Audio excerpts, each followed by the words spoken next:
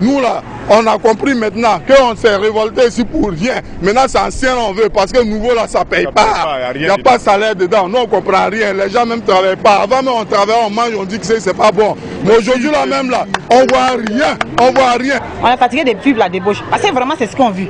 Une femme qui n'a pas à nourrir ses enfants, elle fait comment? Qu'est-ce qu'elle fait pour qu'elle puisse nourrir ses enfants? Le monsieur n'en est pas. Elle fait comment? Quand je regarde la Côte d'Ivoire d'avant et la Côte d'Ivoire d'aujourd'hui, j'ai pitié des Ivoiriens. Il n'y a pas de route, il n'y a pas de manger, il n'y a pas d'argent. On tombe malade, on n'arrive pas à soigner les parents. C'est ça, moi je passe toute la nuit à ne pas dormir. Parce que toute la journée je dors. Parce que ça ne va pas, je ne fais rien. La vie devient insupportable. Vous voyez, insupportable. La région du Bafing souffre, la population souffre. Nous n'avons pas à manger. La façon on était avant, on veut qu'on n'a qu'à retourner la paix dans la paix comme ça. Nous souffrons. Madame, nous souffrons. On souffre. On souffre. On dit que ça va changer, mais ça ne change pas. C'est-à-dire, je ne sais pas si c'est un secte de sorcellerie, mais moi, je ne vois pas que ça change. Je veux qu'on soit comme avant.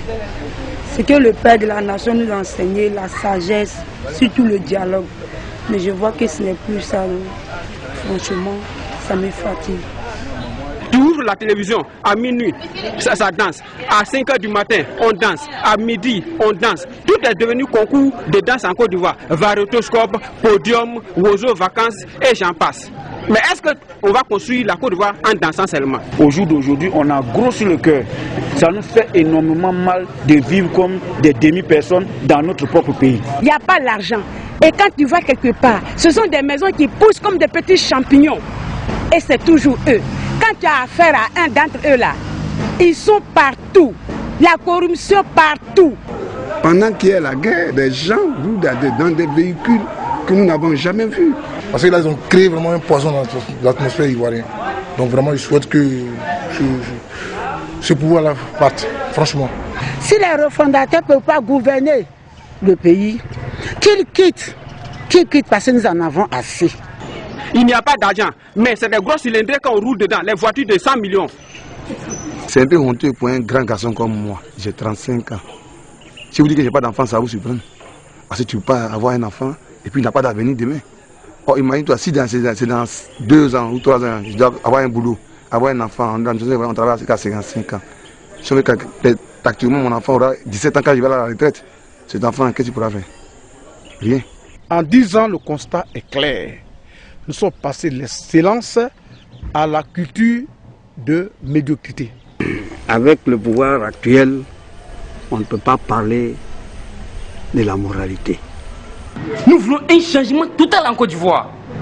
Mais là, on est fatigué du tout, très fatigué. Tout le monde crie, même les fous, ils crient. Si vous aimez la Côte d'Ivoire, venez sauver la Côte d'Ivoire. Sinon, où on est là, on est mort. Hein. On est mort vivant. La refondation n'en veut plus. Ils se refondent eux-mêmes, mais pas la population. Mais aujourd'hui, quand tu vas même dans un milieu, tu as honte même de dire que tu es ivoirien. Tu as honte de dire que tu es ivoirienne. Je ne suis pas révolutionnaire. Mais c'est la vérité que je dis. Il n'y a rien. Tout le monde vit mal en cette Côte d'Ivoire actuellement. Là. Trop, c'est trop. Trop, c'est trop.